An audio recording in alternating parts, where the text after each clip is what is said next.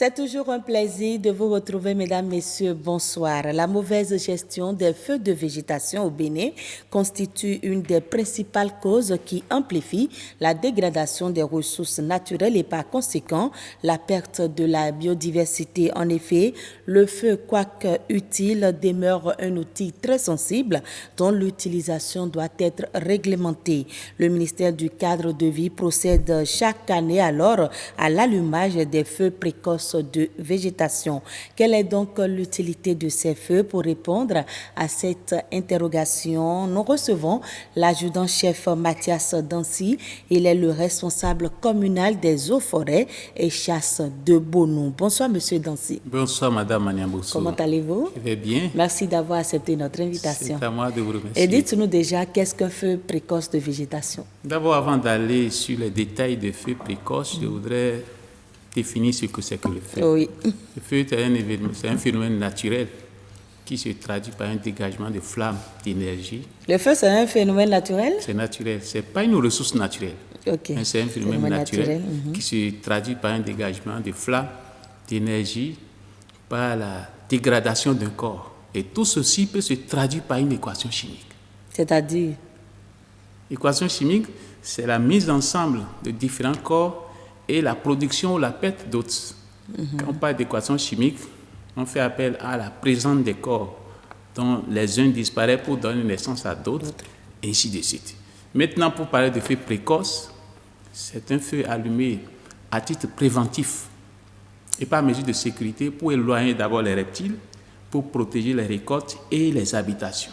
Et pourquoi la terminologie précoce? Pourquoi on parle de feu précoce? Justement, c'est un feu qui s'allume juste au début de la saison sèche, au moment où la biomasse, l'ensemble des végétaux portent encore une bonne partie d'eau, ne sont pas encore totalement secs. Et il faut donc faire passer ce feu. C'est un feu, quand il passe, n'atteint pas le sol. Il ne cause pas de dégâts. Ça ne brûle pas l'entièreté de la biomasse. Donc c'est un feu qui défeuille, qui enlève les feuilles justes et conserve les tiges des herbes et aussi de certaines plantes et même des arbres. Donc c'est en cela qu'on l'appelle feu précoce. Feu précoce. C'est un feu qui est allumé très tôt en début de la saison sèche. Oui. Ok, et on parle de feu précoce. Est-ce qu'il y a d'autres types de feux? Justement, les deux principaux types, c'est d'abord, quand on parle de feu précoce, c'est qu'il y a un feu tardif. Le feu tardif est le tout contraire du précoce. C'est un feu qui est allumé en pleine période de saison sèche, au moment où toute la biomasse, les herbes, l'ensemble des herbes ont perdu totalement la quantité d'eau.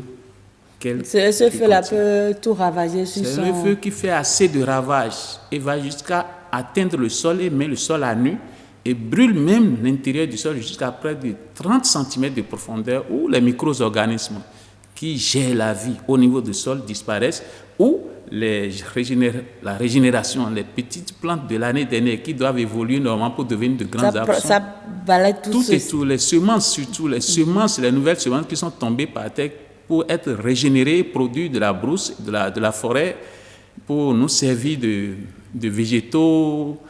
Tout ça là disparaît. Tout ça là disparaît. Voilà, et j'ai entendu parler qu'on parle également des feux de contre-saison. Justement, les feux de contre-saison, c'est une forme de feu qui rentre en ligne de lutte contre le feu tardif. Lorsque le feu tardif prend et vient dans une direction avec beaucoup de force, où on ne peut plus rien faire pour l'arrêter, on va un peu plus loin pour allumer un autre feu en son encontre. Donc, pour éteindre l'autre feu, il faut en allumer Justement, un autre. pour éteindre, c'est une lutte active. S'il faut parler en termes de médecine, c'est une lutte active. À ce niveau-là, vous allumez un autre feu pour que si le feu dangereux qui vient de là-bas, vers la direction où on est, puisse être arrêté. On allume un autre feu pour renvoyer tout le danger qu'amène le feu tardif. Donc, si je récapitule un peu, les feux précoces, c'est préventif.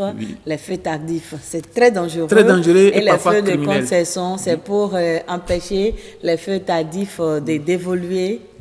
Les feux de contre-saison, non, les feux de renvoi. On parle de feux de renvoi parce que ça renvoie le danger que le feu tardif apporte. Contre-saison, il y a deux feux. C'est souvent dans les saisons sèches. Les feux se produisent dans les saisons sèches. Maintenant, on dit les feux précoces, on les allume en début de saison sèche. Avec cette histoire de changement climatique et tout, oui. Est-ce qu'on respecte encore le calendrier? Oui, l'idéal aurait été de ne pas du tout allumer le feu. L'idéal aurait été de ne pas du tout allumer le feu. Mais quand on ne va pas allumer le feu, ne serait-ce que pour prévenir tout le danger que le feu tardif contient, on en subira plus. On en subira plus parce que si on n'allume pas le paysan dans le monde rural, le chef de ferme, s'il n'allume pas le feu précoce, il sera là un jour et par surprise, toute la ferme peut être brûlée, incendiée. Par quoi? On en profite également pour aborder l'utilité alors de ces feux. Voilà, le seul feu qui a d'utilité pour nous, c'est le feu précoce. Okay. Le feu que nous redoutons, dont nous déconseillons, c'est le feu tardif. Nous luttons contre le feu tardif. C'est pour ça qu'on a décrété, le ministre du cadre de vie a décrété déjà cette année une période département par département pour qu'on allume le feu précoce, pour qu'on sensibilise les populations sur la nécessité d'allumage du feu précoce. Rien que pour prévenir les dangers. Tout à l'heure, vous avez dit que le feu précoce, c'est pour éloigner les serpents et autres. Est-ce que vous pouvez expliquer réellement pourquoi? Parce que vous avez dit également que l'idéal serait de ne pas du tout allumer de feu. Voilà qu'on en allume. Quelles sont les raisons pour lesquelles il faut allumer les feux? Il faut allumer le feu précoce pour amoindrir la force d'inflammation de la biomasse. Je ne sais pas si vous comprenez ce que je veux dire. Expliquez en termes terre à terre pour nos téléspectateurs. La densité de la biomasse, c'est-à-dire l'ensemble des végétaux, la densité des herbes, de toute la masse du bois et des herbes, si on ne diminue pas cette densité et que la masse reste ainsi telle jusqu'à la prochaine saison, par exemple, oui. Elle sera beaucoup plus incandescente. Okay. Lorsque un feu interviendra, on ne pourra pas gérer. Mais quand on allume le feu précoce, ce feu-là brûle juste le feuillage des herbes et des arbres et laisse les tiges et conserve les tiges. Il n'atteint même pas le sol. Donc c'est un feu qui fait de l'éclaircie et empêche le futur feu dangereux tardif que nous redoutons de ne plus avoir force pour exister. C'est pour ça que nous conseillons, nous sensibilisons sur l'allumage des feux précoces. Voilà. Ok, quelles sont alors les périodes de mise à feu au Bénin? Vous avez dit tout à l'heure également que le ministère du cadre de vie a déterminé des périodes pour chaque région. Justement, le ministre, à chaque saison, prend un arrêté et cette année, l'arrêté y a pris. Donc, dans les départements de l'Atakura et de l'Alibori, ça court de 15 octobre au... Ça a déjà commencé. Ça a déjà commencé là-bas. 15 octobre au 15 décembre. Au 15 décembre. 15 octobre au 15 décembre. C'est fini? Là-bas. C'est fini dans le Haut-Nord. Le département de l'Atakura et de l'Alibori sont à l'extrême. Ok, pourquoi ils font partie des premières régions? Parce que c'est des départements qui sont beaucoup plus... La sécheresse commence de là-bas. Ok. Ça commence de là-bas et évolue vers le sud. Donc, quand on laisse ces deux départements, on va voir le département du Borgou, de la Donga, Colline, Zou, Koufo et le plateau. Ces quatre départements aussi, après l'extrême, reçoivent plus de sécheresse. Donc, à ce niveau, la période est de, je crois bien, à période de 1er novembre jusqu'en décembre. 1er novembre au 31 décembre. 31 décembre, donc on est encore dans la période. Nous sommes encore dans la période au niveau des quatre départements que je viens de citer. Là, nous pouvons toujours intensifier la sensibilisation pour que les gens puissent prendre les dispositions pour faire ces feux précoces et éloigner le danger dont nous parlons. Quand on quitte les départements, les quatre départements du milieu, on vient au sud. Vous allez voir le Mono, l'Atlantique, le Mé et je crois le littoral qui est notre Cotonou. Donc, à ce niveau, ça court de 15, je crois bien, ça court de 15 novembre jusqu'à 15 janvier. Donc, les gens du sud, du fin sud, ont la possibilité de sensibiliser et d'allumer le feu précoce jusqu'au 15 janvier de l'année 2020. Voilà clairement les périodes où il faut allumer. Si quelqu'un dépasse dans les départements, dépasse ces périodes et allume le feu, il sera donc il va tomber dans ce que nous appelons infraction. On va parler des infractions un peu plus tard. Donc, les feux, c'est sur toute l'étendue du territoire. Sur toute l'étendue du territoire. Maintenant, quand on voilà les périodes, maintenant, l'allumage, il faut choisir des heures. Voilà, donc, il faut choisir des heures par temps calme. Il ne doit pas avoir beaucoup de vent. Et très tôt dans la matinée... Mais très tôt le matin, il y a quand même du vent. Oui, 9h ou 9h ou plus. J'ai lu quelque part que même 6h, on peut allumer un feu. Oui, ce n'est pas le souci de ne pas toujours... que ça n'échappe pas au contrôle de l'allumeur. Parce que l'incendie, c'est quand le feu échappe au contrôle de l'auteur qu'on parle d'incendie. Donc, des gens peuvent vous parler de 6 heures, 5 heures. L'essentiel, c'est que le feu soit allumé avec l'humidité du matin pour ne pas lui donner trop de force. Trop d'énergie. Trop d'énergie pour qu'il aille loin et nous créer d'autres problèmes. Et qui sont ceux qui sont habilités à se consacrer à ce genre d'activité? D'abord, comme l'a fait l'autorité ministérielle, comme l'a fait le gouvernement, chaque préfet et les maires, en collaboration avec le service forestier, doivent prendre des dispositions de sensibilisation. Ils vont donc faire des cérémonies de lancement d'allumage des feux précoces. Et ça se passe actuellement. Ça, c'est l'officiel. Ça, c'est l'officiel. Maintenant, quand on prend la nature en général, dans chaque ferme, nous sensibilisons les populations à savoir le faire, à mettre sur pied une équipe. Donc, par exemple, si j'ai mon hectare, je peux moi-même allumer les feux de végétation. Justement, si vous avez votre hectare, votre ferme, vous pouvez l'allumer sans problème, sans être interpellé.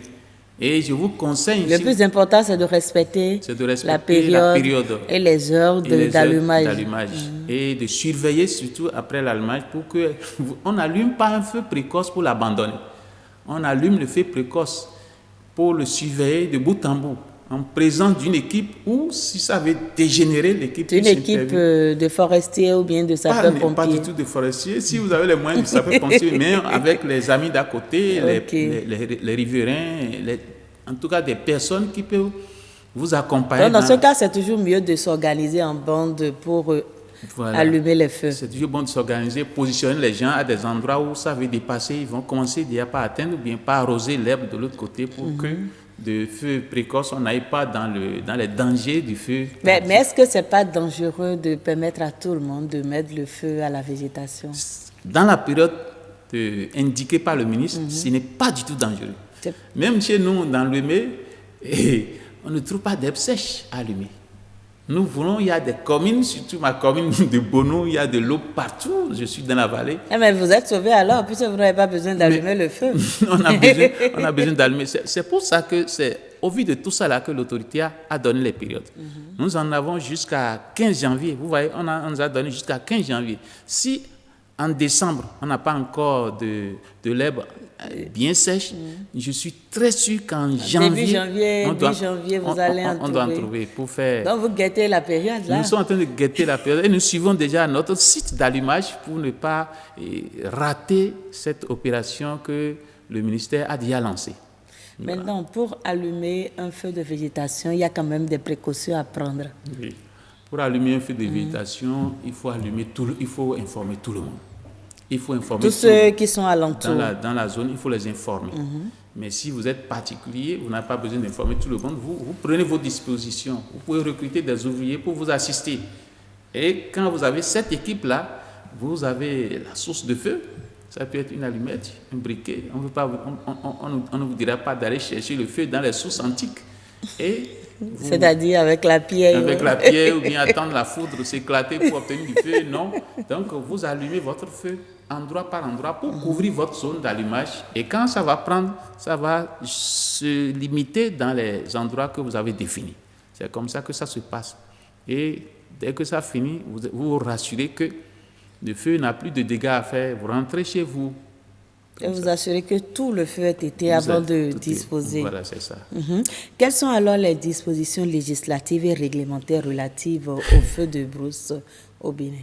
Les dispositions législatives, c'est que déjà l'article 94, il y a d'abord la loi, le régime de la loi 93-09 du 2 juillet 1993, qui est le tenant du régime des forêts au Bénin, qui punit sévèrement toute forme d'allumage de feu en dehors des périodes indiquées par le ministre ou bien la loi.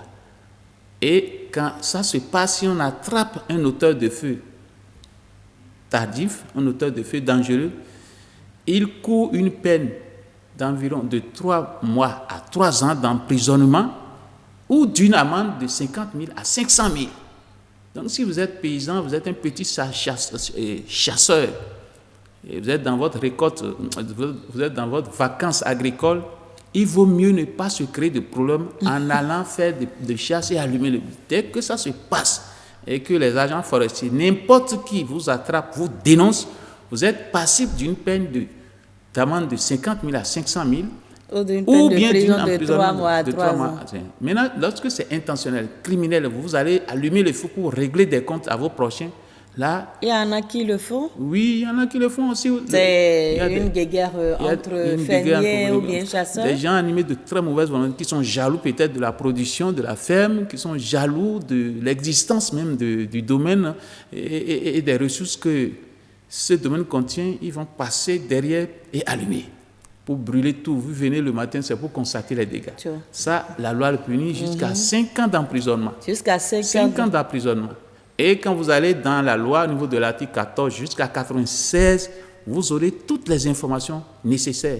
Il y a aussi le décret 96-271 de 2 juillet 1993 qui applique cette loi-là, qui donne suffisamment d'informations.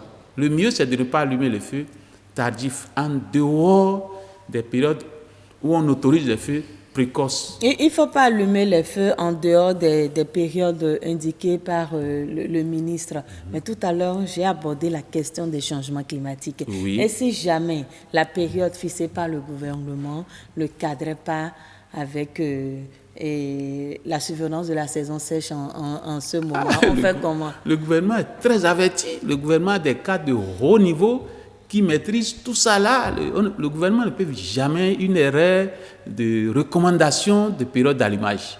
La preuve, toutes les périodes que je vous ai citées, ça s'arrête au 15 janvier. Au 15 janvier. Donc on est sûr qu'entre octobre et janvier, il y aura de la saison sèche. Il y aura le début de la saison sèche et on peut allumer le feu précoce sans danger. Et selon les départements, c'est recommandé jusqu'au parc. Même dans les parcs fauniques, il est recommandé de faire ces feux précoces, d'abord pour donner de la visibilité aux touristes, pour aussi faciliter la pousse des jeunes herbes, pour alimenter plus tard les animaux. Et préserver également la biodiversité. Et préserver la biodiversité. Quand on le fait quand on éloigne les serpents, ça fait partie également de la préservation de la biodiversité. Oui, l'éloignement. On dit que les serpents font partie de Justement, c'est ça. La présence des serpents à côté des hommes fait partie de l'écologie. Le rapport entre les êtres vivants. Le rapport entre l'homme et le serpent n'est pas facile à gérer. L'homme ne peut pas accepter que le serpent vienne vivre dans sa chambre ou bien à côté de lui. Quand l'homme trouve du serpent dans sa chambre, c'est la guerre. Il déclare la guerre. C'est le bâton. La première réaction, on prend le bâton. Voilà, le serpent aussi ne pouvait pas communiquer et dire « je ne veux rien vous faire, je vais juste rester à côté » et c'est la guerre. Également, oui. Donc il faut éloigner juste pour raison d'éloignement. Ce n'est pas pour tuer le serpent. Mais chacun reste dans son environnement. Voilà, c'est ça. C'est un problème écologique et ça se règle écologiquement. Donc l'allumage du feu précoce n'a rien de dangereux sur la biodiversité. Ça protège mieux que ça détruise. Parce que ça n'atteint pas le sol. Et ça ne brûle que les feuilles et pas les tiges. Et donc, si ça n'atteint pas le sol, la régénération, les nouvelles jeunes pousses de l'année dernière, de l'année en cours, sont protégées. Voilà, donc l'autorité ou bien les autorités ont connaissance de tout ça là. Avant de sortir le calendrier, on prend en compte tous les éléments même liés au changement climatique. J'insiste sur cet aspect. Avant de prendre l'arrêté, le ministre envoie une mission de prospection dans les départements pour voir l'état de dessèchement de la biomasse, même juste dans les parcs. Donc, ce n'est pas un calendrier qui est sorti au hasard. Pas du tout. Le ministre ne sort pas le calendrier parce qu'il faut. Non, il va vérifier. C'est une recommandation pour que ça colle aux réalités du terrain. C'est ça. Donc, les périodes qui sont là sont bien conseillées pour qu'on ne vive pas le danger que vous redoutez. Est-ce qu'il y a déjà eu des cas, que vous avez énuméré les sanctions et autres, est-ce qu'il y a déjà eu des cas concrets où on a puni des gens? Est-ce qu'il ne faut pas que ça soit seulement des sanctions qui figurent dans un texte de loi et autres? Au nord, surtout, il y a des cas d'emprisonnement. Au nord, surtout, il y a Parce des cas qu'il y a des d'emprisonnement. récidivistes. Il y a des récidivistes. Il y a aussi ce qu'on peut appeler innocents que la loi punit. Ce qui est un peu difficile chez nous, c'est qu'en milieu de brousse, on n'arrive pas à détecter l'auteur. Les gens qui jettent le feu, on n'arrive pas à les voir. Mais les quelques rares cas où on a eu les auteurs, ils sont punis, amendés ou jetés en prison. C'est formel. Et nous pensons que d'année en année, nous devons mettre de rigueur. Tous les forestiers dans tout le Bénin sont à pied d'œuvre actuellement et sont en train de sensibiliser les populations. Passer cette sensibilisation, si un individu sera auteur d'un feu, on l'auditionne. Mais on peut mettre un feu par inadvertance. C'est pour ça que vous avez dit également que des innocents se retrouvent sous le coup de la loi, bon, sans le savoir. Parce que j'ai également vu qu'on dit que pendant cette période, il ne faut pas se promener, par exemple, avec des mégots de cigarettes et autres. Tout ça, ça fait partie des précautions qu'il faut prendre. La loi est claire. L'article 94 a même compris qu'il peut arriver qu'on allume par inconscience, même dans l'inconscience, la loi vous punit. Si vous allumez le feu en dehors des périodes recommandées, par ignorance, par inconscience, la loi vous punit. Et par exemple, si un touriste dans le parc avec sa cigarette, qui ne sait pas, il n'est pas informé, il fume, il jette son mégot et ça crée un feu de végétation. Les touristes ont des guides, comment on peut l'appeler, des guides. Les touristes ont des guides. On ne leur permet même pas de quitter la piste. Quand ils rentrent dans notre parc pour regarder les animaux, c'est dans leur voiture qu'ils restent. Pour aller au WC, ils n'ont pas accès à la brousse. Il y a des installations de toilettes là où ils dorment et ils n'ont rien à voir avec la brousse. Ils ont seulement à regarder les animaux, à contempler la nature, mais jamais allumer de cigarettes. Et quand ils vont le faire, c'est rigoureux là-bas. Même si en roulant, je laisse un peu le feu, si vous roulez, vous dépassez la vitesse indiquée, vous tuez un animal, nous avons des possibilités de détecter l'auteur de la tuerie. Même un agent en service dans le parc, s'il tue un animal, il a des problèmes. Donc tout est prévu par la loi. Tout est prévu et suivi. Et actuellement, notre parc est strictement surveillé. Vous avez dit que le feu de végétation précoce est sans danger pour l'environnement. Je ne suis pas d'accord avec vous. Quels sont les impacts du feu sur les composantes de l'environnement? Ah oui, bon, les composantes de l'environnement, allons d'abord au niveau du changement climatique. Vous savez, si on ne protège pas les arbres, le feu tardif, dangereux, quand il va détruire tous les arbres, il va nous empêcher,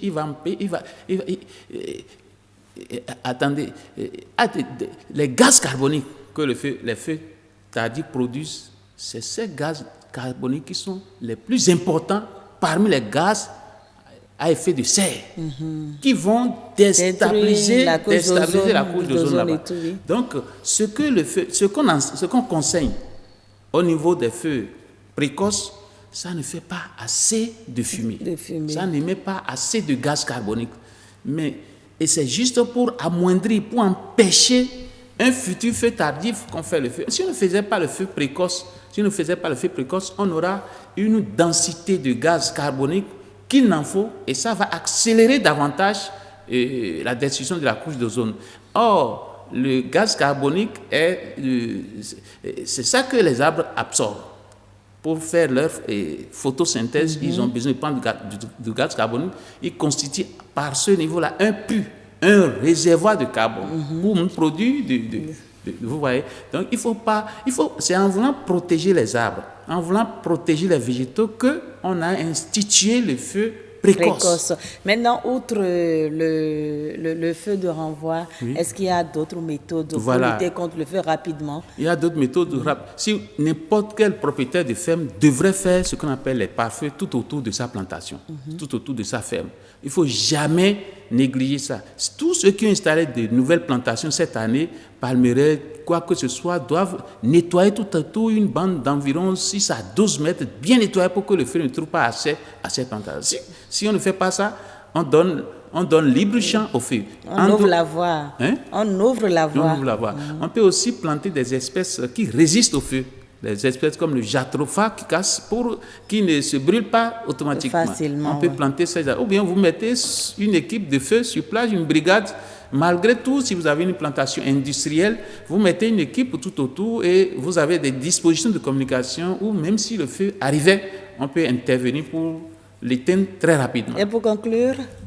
Pour conclure, il faut qu'on approfondisse, il faut qu'on élargisse la sensibilisation. Parce que jusque-là, on voit toujours, quand on quitte Cotonou pour aller au nord, on voit des étendues de brousses toujours en feu. Ce n'est pas encore ce que nous voulons. Nous ne voulons plus de feu à cette envergure. Il faut que l'autorité sévisse. Il faut que tous ceux qui n'écoutent pas, ne veulent pas appliquer les tests, soient punis désormais pour que notre écosystème, notre milieu, nos arbres, nos formations végétales soient bien protégées. Nous voulons sévir désormais. Vous voulez sévir désormais. Le message est passé. Adjudant-chef Mathias Nancy, merci à vous d'être passé sur ce plateau. Mesdames, Messieurs, voilà, ce sera tout pour l'entretien de ce jour. Merci à vous de nous avoir suivis. À bientôt. Merci.